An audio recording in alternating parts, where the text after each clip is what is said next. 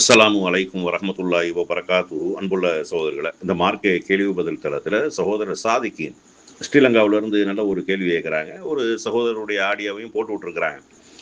அந்த சகோதரர் அந்த ஆடியோவில் பேசக்கூடிய சகோதரர் என்ன சொல்கிறாங்கன்னா, வெள்ளிக்கிழமை என்றாலே 2 ரகாயத்து தான். அதனால் ஜும்மா தொழுகைக்கு ஜமாத்தோட சேர்ந்தாலும் சரி சேராட்டாலும் சரி 2 ரகாயத் தொழுதாலே போதுமானது அப்படிங்கிற ஒரு கருத்தை சொல்கிறாங்க. அவங்க சொல்வதற்கு எந்த ஆதாரமும் இல்லை. அவங்க வெள்ளிக்கிழமை என்றாலே 2 ரகாயத்து தான் அப்படிங்கிற ஒரு அடிப்படையை தான் சொல்கிறாங்க. ஆனால் ஜும்மா தொழுகையை பொறுத்தளவுக்கு அதற்கென்று சில சருத்துக்களை நபி ஸல்லல்லாஹு அலைஹி வஸல்லம் சொல்கிறாங்க. ஜும்மா தொழுகை என்பது மக்களுக்கு உரையாற்ற வேண்டும், 2 ரகாயத் தொழுக வேண்டும், 2 ரகாயத்தையும் சப்தமாக என்ன செய்யணும், ஓத வேண்டும், இப்படியெல்லாம் சருத்துகள் இருக்கிறது. அப்போ இந்த சருத்துக்கு உள்ள வர வேண்டும் என்றால் ஜமாத்து தொழுகையில் கலந்து கொள்ள வேண்டும். அந்த ஜமாத்து தொழுகையில் கலந்து கொள்ளக்கூடியவர்களுக்கு தான் ஜும்மா என்ற அந்த நாளில் ஜும்மா தொழுகை என்பது கிடைக்கும். இதை நபி ஸல்லல்லாஹு அலைஹி வஸல்லம் அவங்க அழகா சொல்றாங்க. என்ன சொல்றாங்கன்னா, இது தாரகுத்தனியில பதிவு செய்யப்பட்டிருக்கக்கூடிய ஒரு ஹதீஸ். என்னன்னா, ஜும்மாவின் ஒரு ரகாயத்தை யார் அடைகிறாரோ அவர் ஜும்மாவை அடைந்து விட்டார். அதாவது ஜும்மா தொழுகை ஒரு ரகாயத்துல சேர்ந்துட்டாலும், ஒரு ரகாயத்து இமாம் தொழுதுட்டாங்க, ஒரு ரகாயத்துல எழுந்திரிச்சு நிக்கிறாங்க, அப்ப ஒருவர் சேர்ந்தாலும் அவர் ஜும்மா தொழுகை அடைந்து விட்டார் அப்படின்னா என்ன அர்த்தம்? அப்ப இதுல ஜும்மா தொழுகையில் யார் சேரவில்லை, அவங்க ஜும்மாவை அடையவில்லை, ஜும்மா தொழுகை அடையவில்லை என்று அர்த்தம். அவர்கள் ஜும்மா தொழுகை என்பது கிடைக்கவில்லை என்று அர்த்தம். அப்ப ஒரு ரகாயத்தை அடைந்து விட்டால் அவர் சலாம் கொடுத்ததுக்கு அப்புறம் விடுபட்டு அந்த ஒரு ரகாயத்தை மட்டும் அந்த தொழுகையோடு சேர்த்து தொழுகட்டும் என்று நபி ஸல்லல்லாஹு அலைஹி வஸல்லம் சொல்லக்கூடிய செய்தி, இப்னு உமர் அறிவிக்கக்கூடிய செய்தி தாரகுத்னியில பதிவு செய்யப்பட்டிருக்குது. அதுபோல் சுனன் நசாயில நபி ஸல்லல்லாஹு அலைஹி வஸல்லம் அவங்க சொல்லக்கூடிய செய்தி, யார் ஜும்மா தொழுகையில் ஒரு ரகாயத்தை அடைந்து விட்டாரோ அவர் ஜும்மாவை அடைந்து விட்டார், எனினும் தவறி போனதை ஒரு ரகாயத்தை அவர் நிறைவேற்றட்டும் என்று நபி ஸல்லல்லாஹு அலைஹி வஸல்லம் அவங்க சொல்றாங்க. அப்ப ஜும்மா தொழுகை என்பது ஒரு கூட்டாக தொழுகக்கூடிய ஒரு தொழுகை. அது பள்ளிவாசல், இன்னும் சொல்ல போனா ஹுப்பு தப்புலிக்குன்னு சொல்றாங்களா இல்லையா?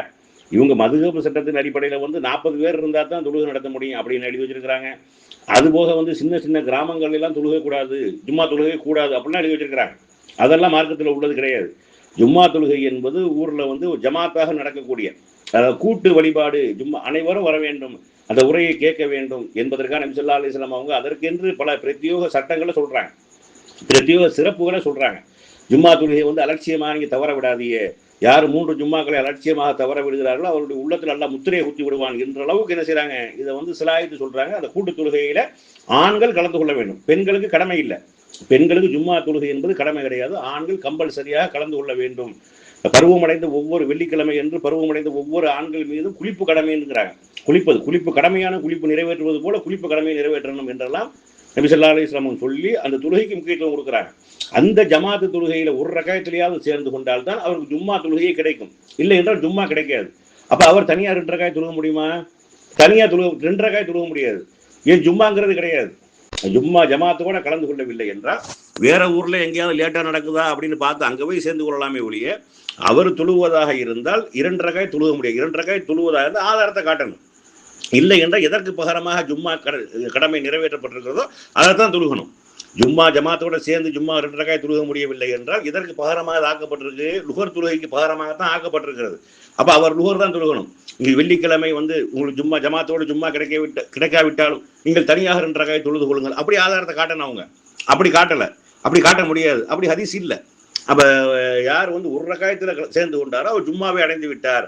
அப்ப 2 ரகாயத்திலுமே சேரல, ஜும்மா தொழுகை நடந்து கொண்டிருக்கிறது, 2வது ரகாயத்தில் அத்தையா திருப்பலி இருந்தா கூட அந்த ரகாயத்தை அடையல. நபி ஸல்லல்லாஹு அலைஹி வஸல்லம் அவங்க சொன்ன ஜும்மாவுடைய ரகாயத்தை அடையவில்லை. அப்படி என்றால் அவர் என்ன செய்ய வேண்டும் என்றால் லுஹர் தான் தொழுகணும். எதற்கு பகரமாக ஆக்கப்பட்டிருக்கோ அதான் தொழுகணும். நீங்க சொல்ற மாதிரி நீங்க சொல்லக்கூடியதுக்கு மாதிரி ஆதாரம் இல்லை. யார் வெள்ளிக்கிழமை ஜும்மா தொழுகை 2 ரகாயத் தொழுகவில்லையோ அவர் தவறி போனாலும் மீண்டும் 2 ரகாயத் தனியாக தொழுது கொள்ளட்டும் அப்படிங்கிறது நீங்க தான் என்ன செய்யணும், ஹதீஸ் ஆதாரத்தை காட்ட வேண்டும்.